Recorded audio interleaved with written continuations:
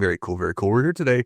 This is the post-Dallas game. I thought about doing a video that night on Thursday, and then I thought about doing a video the next day, but I'm sitting there, I'm watching all the people talking about the Dallas game. I'm like, okay, this stuff is good.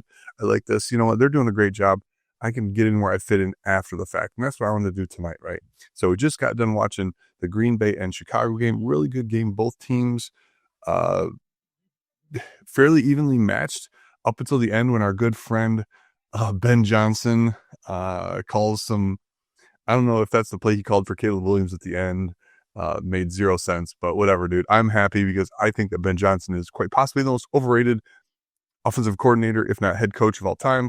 They do this in the NFL. They take a guy who has a great offensive line, is able to call a couple trick plays and call him an offensive genius. Remember, Scott Linehan was the same thing. What happened to that guy? Sean McVay is getting away with it. Sean McVay is actually a true genius if you actually listen to the guy talk and know how his brain works. Ben Johnson is just benefactor for an offensive line that was great in Detroit, and now an offensive line that is really good in Chicago. And then obviously a mobile quarterback that can get him out of his silly play calls. Although none of the trick plays really worked for Ben tonight.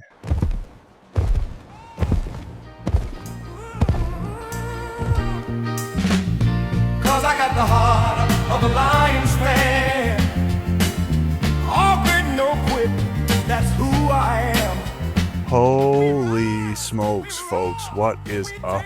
What is up? Mike V here, Heart of Lions fan. Those of you that know me know that I am the producer, director of the documentary film Heart of Lions Fan, just celebrating its 10th birthday this year. They're 10 years old, same age as my son. The idea was born about 10 years ago.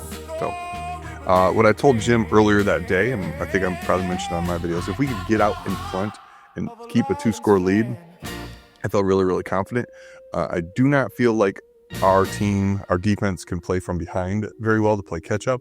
So that's why going into the Rams game, which I guess we also have to look at a little bit to the Rams, we do have to make sure that we are playing with a lead. It takes a lot of the pressure off of our defense, puts more pressure on their offense. Detroit Lions will do better playing with a lead. And pretty much, every team would obviously probably play better with a lead. So let's go back and look and just do a little bit of a recap here on the stats from that game, the statistics here. Prescott had 376 yards, 47 attempts. I don't think you want to throw that much. Jared Goff threw 34 times, which I'm going to argue is a lot. We only rushed, 22 times. So we're back to that distribution here. I think where we did better, obviously, is in 74% completion percentage. Dak was only at 6. The interceptions really, really, really hurt Dallas. We did not have those interceptions. That we actually got pressure to the quarterback. Now, I don't know if that was because of Muhammad obviously had a phenomenal game. Muhammad is going to end up getting one of the points of blame here for the victory. Hutch, you kind of want to give Hutch one, but to Hutch, because Hutch is having a difference in a way that doesn't show up in the sack column, but like those 10 pressures more than the entire Dallas defense. Hutch running on fumes here. We love Hutch. I have to figure out if we're actually going to give him a point though. David Montgomery, averaging 10 yards a carry, phenomenal. But then you've got Jahmyr Gibbs. Throwing to Jahmyr Gibbs out of the backfield though is almost as good as handing off to him, right? So 3 touchdowns, pretty insane, man. Thoughts? Did the Detroit Lions make the playoffs? And so how we're going to talk about that in a hot minute, but we're going to go ahead first and just take a look at this game. I truly think the Detroit Lions are going to make the playoffs, and we'll break down how, because it is really, really, really twisted here as we look at what's coming up next. But receiving and rushing, right? Jahmyr Gibbs is just an all-purpose weapon. Jahmyr Gibbs is the best offensive player in the league. Jahmyr Gibbs, I'm going to argue, is probably the most valuable player. Although within the Lions, you have a lot of most valuables, right? David Montgomery obviously comes in and gives us a spark. What Amon-Ra was able to do, even though he didn't score a touchdown, ridiculously awesome as well. Our defense was not great, right? Giving up 30 points, but the sacks really did help. That pressure really did help. So if we're going to go ahead and do our 5-point play, and let's see here, we obviously are going to give at least 1 point to Jahmyr Gibbs. I also think that we have to give credit where credit is due. and give 1 point to Dan Campbell. Dan Campbell, we've given you points for the losses, sometimes 2 points for the losses in the past. I really think that right now, with what Dan Campbell was able to do this game, with having the entire team ready, entire team locked in, winning in all 3 phases of the game. Dan Campbell also, punting and kicking the field goals like he should. We're going to give Dan Campbell points. So Jahmyr Gibbs for his 3 touchdowns, Dan Campbell for being the leader, Muhammad obviously for his 3 sacks. We're going to give him a point as well. That leaves us 2 more points. I'm not exactly sure. I think I texted Jimmy. Oh yeah, I did. Here we go. Tom Kennedy. That field position for us was huge. Tom Kennedy on the returns, Tom Kennedy making some catches, Tom Kennedy, huge. Back in the day for us, Khalif Raymond would help us out with field position. I don't know if the injuries have slowed Khalif down or if maybe the special teams just had to get right, or Tom Kennedy is seeing some things that other people aren't. But Tom Kennedy in the field position game really helped us as well. And then last but not least, I pick on Jared Goff. 1000% pick on Jared Goff for a whole lot of reasons. I don't think he sees the field well. That's partially his offensive line. But when you protect Jared Goff, like the Lions did against Dallas, he's got 74% completion percentage, throws for 300 yards, and throws for a touchdown, and orchestrates that offense to a victory. So 5-point play recap, win against Dallas, big, huge win. I wasn't even going to think about the season and playoffs going forward if we didn't win this game. We've got Jahmyr Gibbs for his 3 touchdowns, Tom Kennedy for his field position, Jared Goff for running the show, Muhammad for his 3 sacks, Dan Campbell for his overall game management. So we need to move on from Dallas, though, and let's do this, folks. Let's talk about Ben Johnson. Over the past few weeks, I have heard nothing but how awesome and great Ben Johnson is. And I'm sorry, folks. I have watched Ben Johnson his entire career in Detroit. The last 2 years, the Detroit Lions offense was good for one single reason, and that was its offensive line. When you have a great offensive line, and then honestly the other offensive weapons that the team has, you can do anything. You can take a mediocre quarterback with a great offensive line, and they can win games. You can take a mediocre running back with a great offensive line, and they're going to get 4 yards per carry. The offensive line is why Ben Johnson was able to do what he did. And you look today, he's just doing a couple end rounds and reverses and maybe this little forward pitchy thing. And of course, he's got Caleb in motion because Caleb's best asset is his ability to run away from people. He did throw some really good balls though today too. I don't want to discount Caleb Williams' performance today too much, but he's not going to throw it like, he's not going to hit people like Jordan Love does. Jordan Love is a better quarterback than Caleb Williams. And I think that was the difference in the game today. But Ben Johnson, I'll say this again, and I'll say this every time I talk about Ben Johnson. Ben Johnson is the reason that we lost against the San Francisco 49ers. Ben Johnson putting the ball in Jahmyr Gibbs' hand as a rookie versus putting it in the hands of David Montgomery in that second half was as much at fault for why we lost that game as Dan Campbell kicking field goals. The last game last year against Washington, he's got J-Mo throwing passes. Ben Johnson does. Ben Johnson, he thinks he's smarter than he is. He's buying into this offensive coordinator blah blah blah thing, and Colin Cowherd and everybody else loves to talk up the quarterback and loves to talk up the offensive coordinator. But the reason that the Chicago Bears are better this year is their offensive line. They got Jonah Jackson and that Tooney dude, whatever his name is. That's it. Offensive line. That is it. Ben Johnson has some contributing factor there, of course, but it's the offensive line, folks. And please do not get it twisted. All right. So now let's talk about the playoff picture here. So if we look here, and I guess we could talk about the Rams right now since the Rams are number 1 here in the NFC. Okay. If we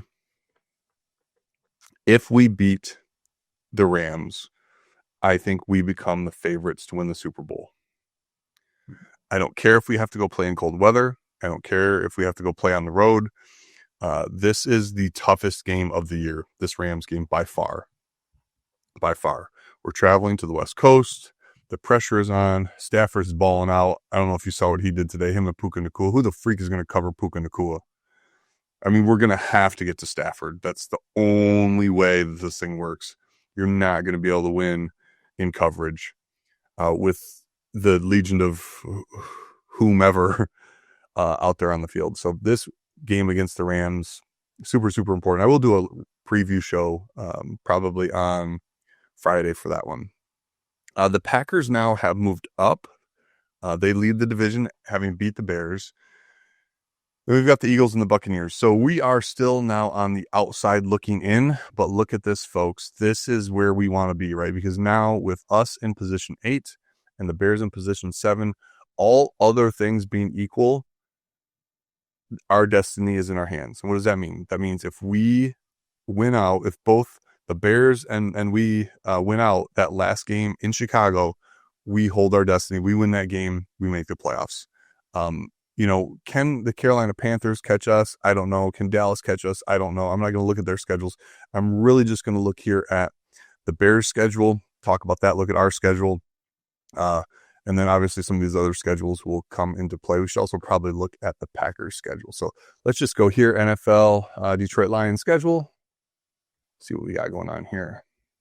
So the Detroit Lions here, we have the Rams. Okay. Tough game, man. I mean, if we're going to lose the game, this is the game that you lose. No shame in losing this game. Going to the West Coast is tough, but if we find a way to win this game, we have proven to ourselves, I think, that we are actually capable of making it to the Super Bowl. We lose this game, there's still questions, right? But I'm going to still be about 50-50 on this game. When it comes time to actually predict the score, I will go 100% full freaking Detroit Lions are going to beat the Rams just because I'm that optimist that always picks the Lions. The Steelers game, I will be at this game 4:25 on a Sunday. That's a beautiful thing. I'll be staying at the Motor City for those of you who want to come hang out with me. Aaron Rodgers back in town. I really hope Kirby Joseph is back. That's the thing. We're going to have to play freaking Matthew Stafford without Brian Branch and Kirby Joseph. Holy smokes, folks. Well, I don't know if we've got the definitive on Kirby Joseph, but and speaking of defensive backfields, anybody notice how much CJ got burned tonight? Holy smokes, dude. Wow. He was partially responsible for that Chicago loss as well. So the Steelers are tough. The Steelers are playing tough. We saw some little bit of home cooking from the officials today for the Steelers. The Steelers, not an easy game. None of these are going to be easy games. Let's admit this, right? Vikings at home. We saw what the Vikings did today against Washington, of course, without Jaden Daniels, but the Vikings are still a scary team. They beat us, but maybe we've got that revenge motivation. That one's also indoors, so we like that one. 3 of these games are indoors. That favors us. Then that last game against the Bears, where the Bears scare me today, what I saw today was their ability to control the ball and wear Green Bay's defense out. Our defense is already tired. Hutch is tired as a moaf, right? Hutch is super, super tired. We need to make sure that this Vikings game here, we're ending, look at all these afternoon games, right? These games, we need to make sure that we're ending them early, hopefully being done by about the third quarter here so we can not play as hard, maybe, I don't know, and have all of our energy, all of our everything for the Bears. Then again, we've seen Hutch dig down. Our defense should be fresh. Hopefully some of the defensive struggles that we're seeing is just rust kind of on our sea legs here. But if we're going to go ahead and look at where our record is and everything else, right? If we're 8-5 right now, and we win 3 of these games and lose 1, what's that going to be? Are we 8-5 or 8-4? I can't remember. 8-5, right? So we lose 6, 11-6. I think that gets us into the playoffs. So I think if we lose to the Rams, we still have a chance. If we beat the Rams, I think we're a lock. But 3-1 puts us at 11-6. Let's look at the Bears schedule.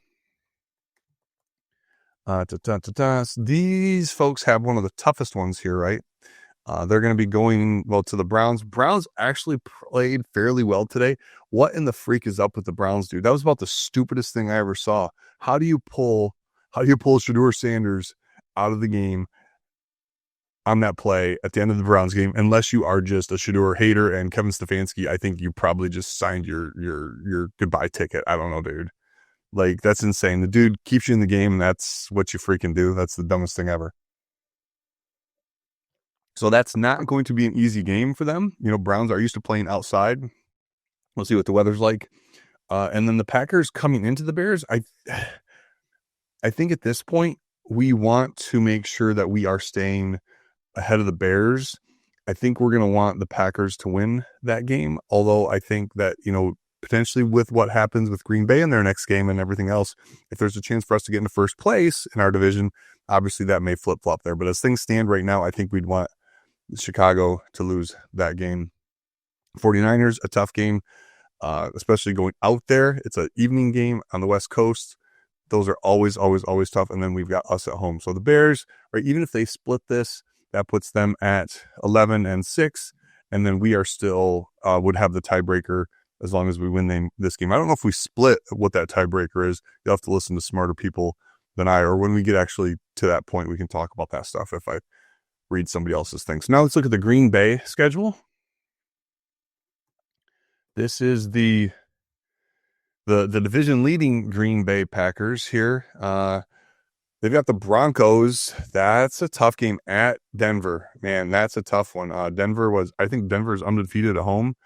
Going to Mile High Stadium and playing is always tough. That one's going to be tough. We saw them play pretty even today on Green Bay's field. That's also a night game. Green Bay versus the Ravens. Ravens have just fallen off a cliff. We're going to count that as a win. And then versus the Packers, last game of the season, they probably split and go 2-2. If they go 2-2, then they're 11-5-1, right, with their record. And then they still get in because of that half game. So what we might need to happen is we might need Chicago to lose to the 49ers and us, and to beat the Packers, and for the Packers to lose to the Broncos, Bears. And then I think we might be able to still win we might still be able to win the division at this point. That's freaking awesome, right? So we have now a 54% chance to win the division. This is a little silly why this is 63% and this is 54%. I feel like that's wrong. Only because the Bears are actually in. That's where that 10-point swing or 9-point swing comes from. So, all right, folks, let's just do a little bit of a recap and then I'm going to hop off. About 20 minutes with me is all anyone can take. It's all my wife can handle. But we did our Dallas Cowboys recap. Great performance by our team. Great performance by our coaching staff. Love Dan Campbell kicking field goals, even though, all right, I was sitting there. This is 1,000%. What's up, Vaughn? This is 1,000% true. I'm sitting there, and when Dan Campbell decides to kick that field goal on 4th and 2, in my heart of lion hearts and in my soul of souls, I knew that kick was going to get blocked. I knew it. I had to bet any amount of money on it, and that's what happened. But kudos to Dan Campbell for kicking the field goal. Kudos for Dan Campbell for punting. Kudos for Jared Goff. Jared Goff got a point. Vaughn, I'm recapping my 5-point play, right? Jared Goff got a point for leading that offense. Dan Campbell got a point for pulling the team together and playing a little bit more conservatively. Jahmyr Gibbs got a point for his 3 touchdowns. Muhammad got a point for his 3 sacks. And Tom Kennedy got a point for his return game plus his receptions. We also had talked about the Green Bay game and the Dallas game, which just ended. Love to see both those teams kind of struggle against each other, beat up on each other a little bit. Micah Parsons, had a interesting day. CJ got smoked a whole bunch. At the end, the Chicago Bills failed, and that's really what we need more than anything else. What's up, Jim Sissing over in the Facebook chat? Jim, I'm on Facebook Live and YouTube Live right now, Jim. Waiting for that phone call, Jim. I mean, I need my caller, Jim.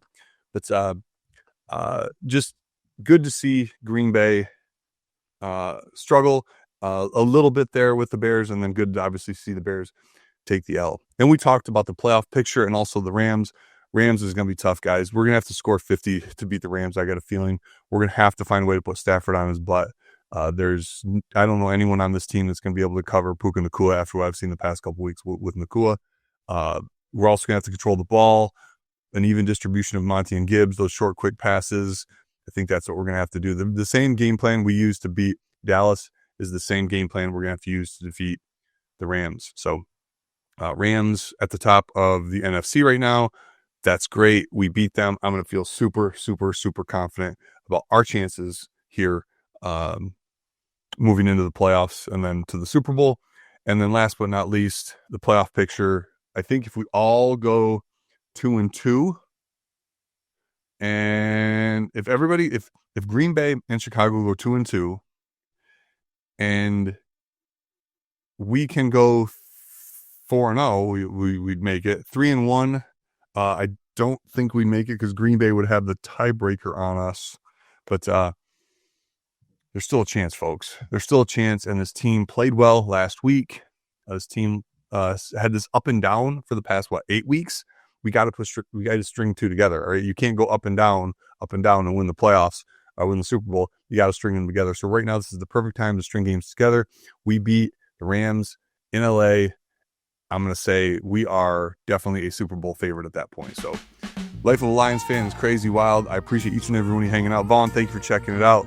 Jimbo, thank you for stopping by. We're going to hang up now, and then we'll cut this up, put this out on all your socials. Follow me on the Facebook. Follow me on YouTube. That's where I post some of the shorts at.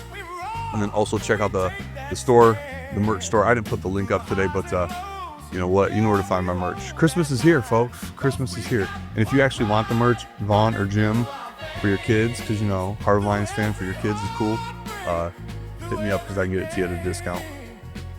Wait, what do I do? I forget what show I'm doing. Nanu. Later, y'all.